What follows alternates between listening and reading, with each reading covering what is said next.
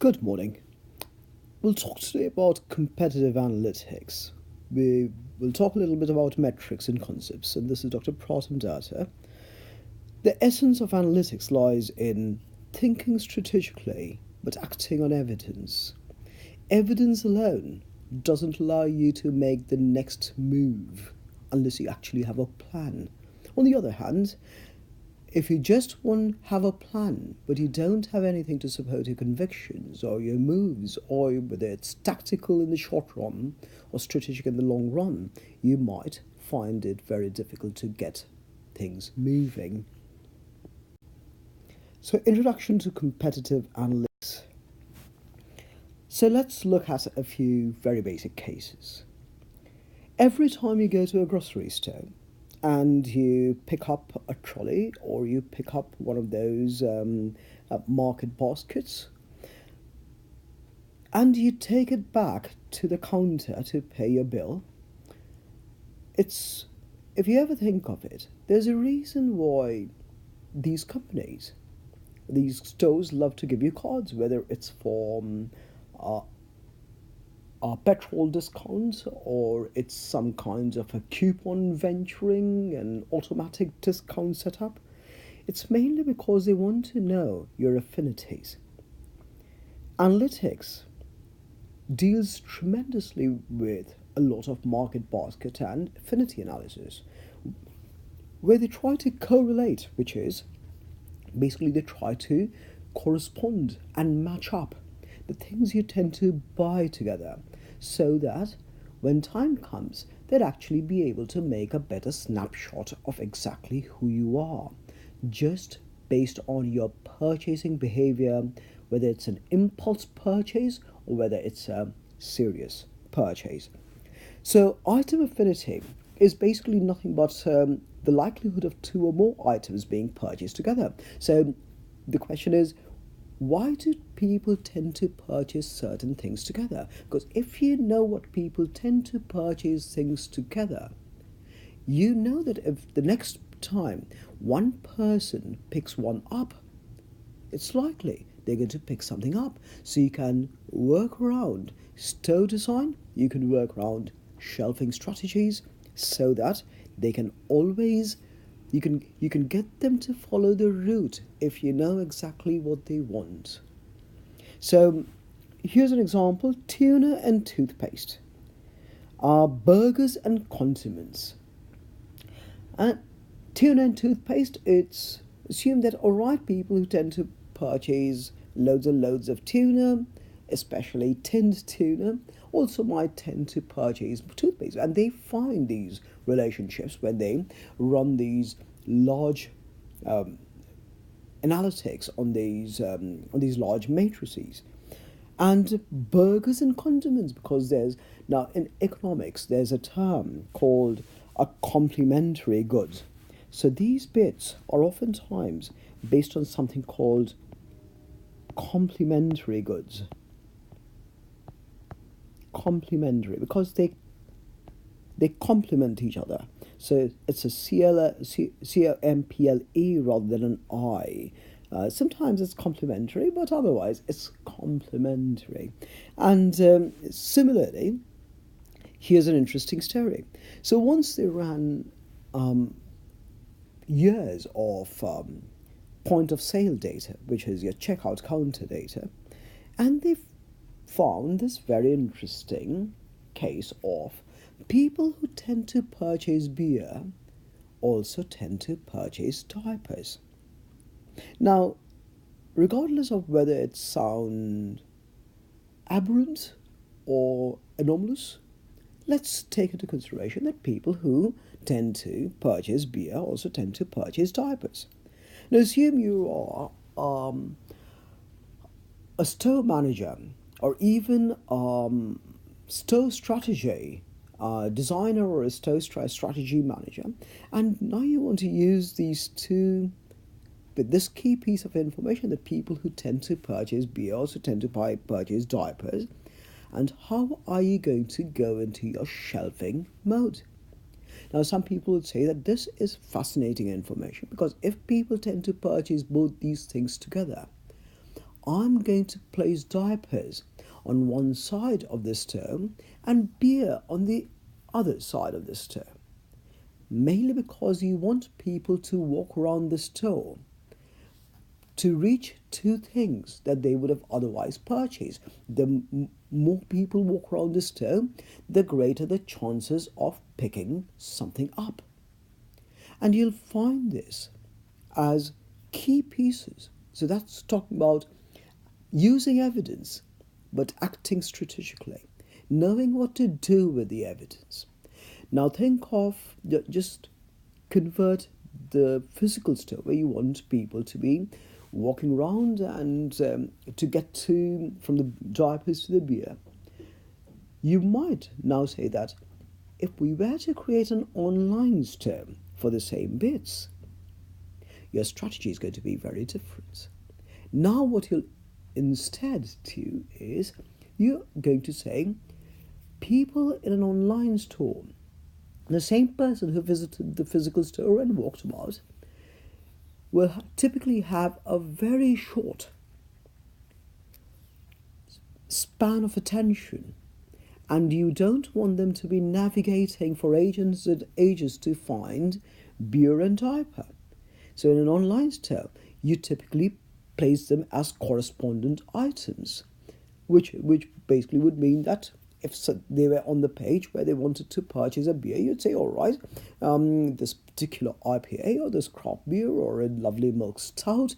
And people who tend to purchase this also tend to purchase diapers. You'd give them a recommendation as a tiny jog to their memory.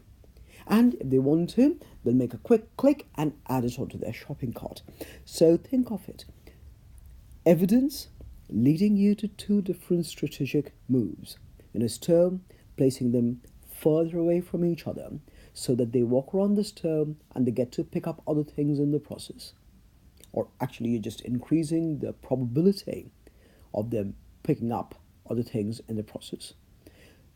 Versus online store, you're increasing the probability that they will simply buy things quickly and get off quickly. The same person, mindset changes the minute we occupy a physical space versus occupying a virtual space. So the question is identification of driver items. This is another huge bit. That what is it that attracts people first, after which they're likely to purchase more? These are called driver items. And these items basically means what are the things that would grab your attention first? You're likely to make a purchase first. Now, why would this analysis be important?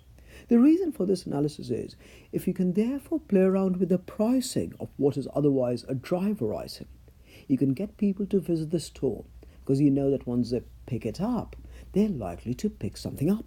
For example, a company like Best Buy or any attendees might have a particular television on sale because they know that a complement good for a television might be certain HDMI cables or possibly even purchasing a Blu-ray device or an Xbox. So what you're doing is you could play around with the price. You know that the television is a driver item. You play around with the price of the television so that that becomes your basic bait. Once the bait attracts the customer, you can now make sure that other purchases will follow, which might likely make you much more money or a greater margin in the process. So this enables the identification of the items that drive people to the store and that always need to be in stock. There have been similar stories about where is marijuana a gateway drug? Is it that truly for people to make further purchases, do they end up becoming, does addiction begin with something that appears to be, at least nowadays, quite innocuous? And but will that subtly prompt certain types of behavior? Because it's not only attracting people, but oftentimes government policy might be dissuading people or persuading them to not do something which is dissuading people. Similarly, why is it that whether it's a hospital or whether it's your mechanic, the store always asks you to come in for a regular checkup, because the regular checkup is a driver item. Once they come in for a regular checkup, it's very likely, or the probability increases, that you might be able to sell them one more service and say that, by the way, your brake pads appear to be thinning out. Would you mind changing them? Or perhaps you should change them, or your tires, or an oil change. But these regular checkups become gateway items. In this case, these are driver items. Similarly, there are things like trip classification, which basically analyzes the content of the basket, so every time you're carrying the market basket, and classifies the shopping trip into a category. They can have it as weekly grocery trip, special occasion trip. So here's the story that is often mentioned about Target's pregnancy assessment and personalized marketing campaign.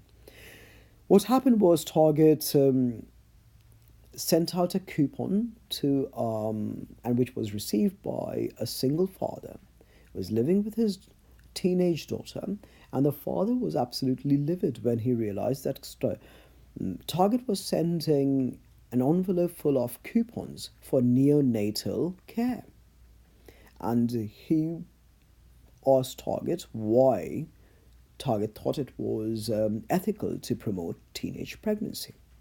Little did he know that his daughter was really pregnant, but Target did, because Target had already run these market basket analysis to create trip classifications. So in this case, this is exactly how they explain it. Take a fictional Target shopper, and this comes out of a Forbes or Fortune magazine marker. Take a fictional Target shopper named Jenny Ward, who is 23, lives in Atlanta, and in March bought cocoa butter lotion, a purse large enough to double as a diaper bag, zinc and magnesium supplements, and a bright blue rug. There's, say, an 87% chance that she's pregnant, and her delivery date is sometime in late August. So this is a Forbes article, but these are similar stories from running loads and loads of data on every time you put something into your market basket, whether you can classify it or you can create a correspondence or an affinity to understand who you are. Just the way, if you ever look at what you post on Facebook or what you post on Twitter, analytics that's running in the background right as we speak, trying to figure out exactly who you are. And sometimes the analytics, the algorithms or the series of algorithms that are running, that are used for the analytics, are better able to predict who you are, or at what point of time are you likely to crave a particular biscuit or a particular ice cream, mainly because they look at your previous history and find that, all right, these things happen every time something like this happens, or the weather turns otherwise, you tend to prefer and send a picture and say that, I just bought myself this, or I just went and ate this. And they might find these very interesting things where they would be able to now say, oh, these things are happening.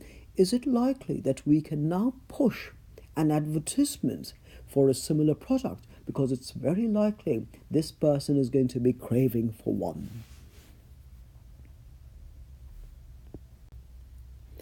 So competitive analytics is analytics that's used for competitive advantage. So analytics is all about using facts for decision making. In the search for the best decisions, analytics applies the right tools and techniques to offer solutions and insights. So the key is always, analytics should be insightful. Analytics should help you offer solutions.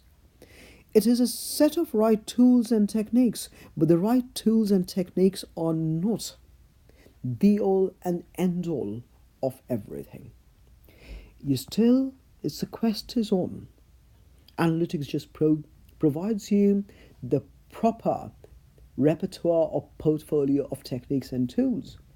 But at the end of the day, if it doesn't add up to good insights or offers good solutions, then it's just been a wasted effort with very little return on investments.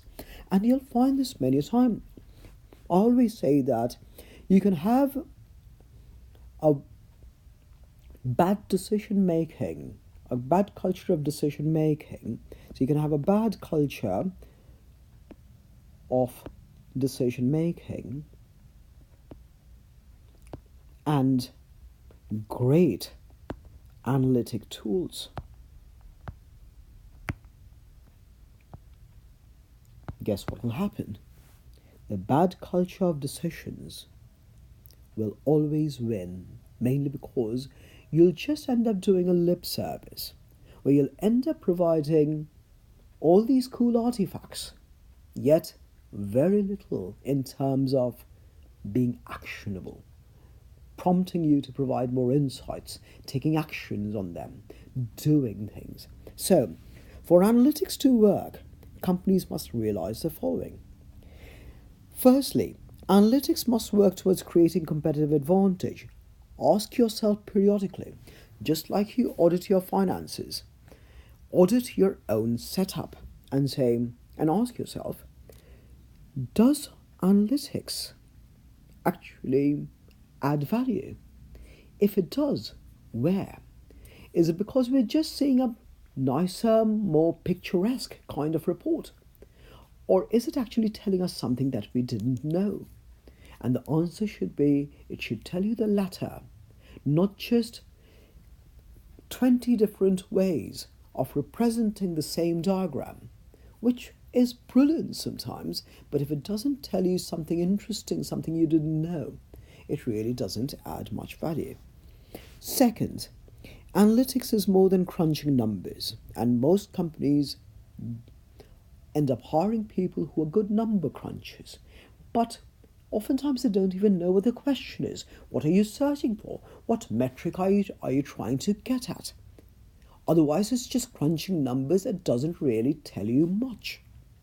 I remember there was a very interesting episode in this brilliant piece of satirical comedy called Veep on HBO. It's about Vice President Elena Myers or Selena Myers. And then one of the staffers comes over and says that, oh, I've got an analyst who's just found something very nice after hours and hours of number crunching. And they bring in the analyst, and the analyst comes in and says, well, Miss Myers, just to let you know, if you were to promote this much or put in this much effort across all these sets within this tiny fraction of demographics, if you put in all these efforts, it's likely to bring up your point score or your approval rating by 0.1%. And I analyzed loads and loads of data using loads and loads of office time to find that. The question is, but is that what you are? Is that a good solution? It's one more piece of information, but is it actionable? Is it insightful? That oftentimes becomes a big issue. So analytics is what corporations can learn from the past, but prepare them for the future.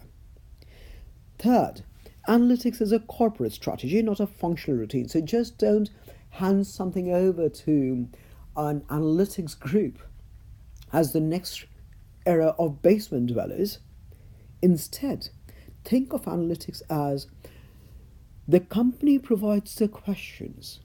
Analytics will give you answers while offering you certain insights that will make you rethink your decision making. Not that they're just going to be relegated into a set and you'll do your due diligence check mark and say that, all right, we now have an analytics group. If you don't have corporate championship, if the corporation doesn't know how to use analytics to actually solve a business problem, then you need to rethink by asking the right questions first. Or else, as the very famous tale goes from Hitchhiker Guide to the Galaxy, the answer is always going to be 42 that'll leave you scratching your head off and on, wondering, I wonder what went wrong. Is it just the problem of the boffins? Or are we in general muppets because we never really thought of what the question is?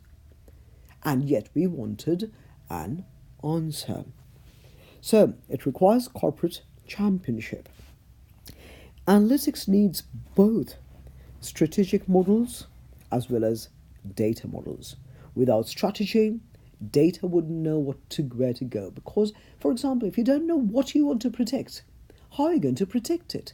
If you don't know what to correspond at what time, and not understand that there are certain times, there are gender issues, there are racial issues, there are geographical issues mixed with gender and racial issues, that suddenly creates a completely different marker.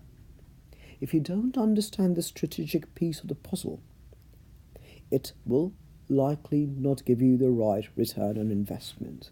So data models without strategic thinking makes analytics a short-term functional tactic. On the other hand, strategic models without data makes analytics anecdotal and amorphous. So it'll just make it, yes, we found this, but we really don't know why it fits into the bigger part of the business puzzle or business competitiveness. So analytics can use numbers to guide executive decision making that aim towards the future. Finally, analytics without action is a costly affair without any return on investment in analytics. Decide your steps. Realize, have a question. Use analytics. Find insights. And finally, prompt action. That's your mechanism. Once you prompt action, look at the gap and ask yourself the same question again. Why do we have a gap? And the gap is nothing but what your action was meant to increase in terms of performance and what you found in actuality. If it meets it, fantastic. If it doesn't meet it, revisit the question and ask yourself, can we move this process? And this is the basis for continuous improvement.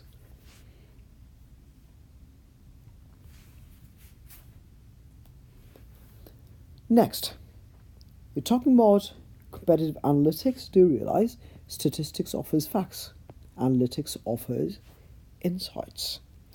Now, competitive analytics basically meant to be learning from the past, but modeling for the future. You're using analytics to be ahead of the game. You're trying to be 2 steps ahead, 5 steps ahead. So you're trying to always combine metrics, models, and mining. Mining is data mining using various tools and techniques. Metrics would be knowing what you're even searching for. It's that quest for that variable. Models would be, how are you going to get there? What do you think affects what? And mining would be now using data to see whether you are able to find a relationship, whether you're able to find some interesting insights and how that works. So data mining is the stepping stone with ETL. So ETL came out of information systems and computer science, where the whole idea was you're getting data from so many different sources. You're getting point of sale data, you're getting supply chain data, you're getting work in progress and inventory data. And you've got all these things you've got social media data coming in. They're all getting into these very large data warehouses. ETL stands for extract, transform, and load. The whole idea is you get all these data in. You need to extract this data. You extract the data from databases, transform the data by cleaning it, making sure that they all follow the same standard, the same format. For example, think of it. If you've got a customer entering an interest or or providing an input in terms of being interested in a product, and you were to ask that customer, what's your telephone number? Just think of the ways a single telephone number can be represented. It could be, suppose it's 3-number code followed by 7 numbers. That's one way.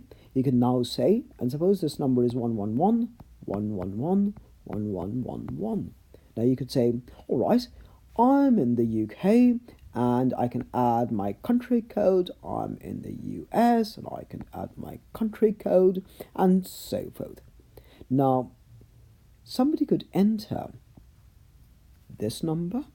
Somebody could enter it as just 01 11 111 1111. Somebody could enter this as 111 111 1111. Somebody could enter it as 111 dash 111 dash 1111. Now, for a human being, we might be able to even process that, even though we might sometimes be thrown off and say that, all right, where does it begin? But think of a system that's entering it. And if you were to search it, the system even thinks this is a particular marker, plus increases the size of the field itself.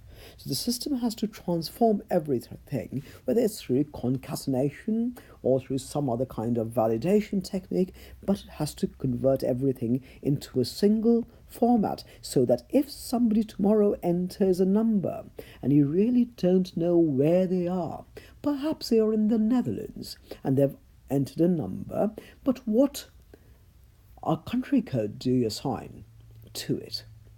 These are some of the small issues from afar, but big issues when you encounter them happen in the background. So transformation of data by cleaning is an imperative.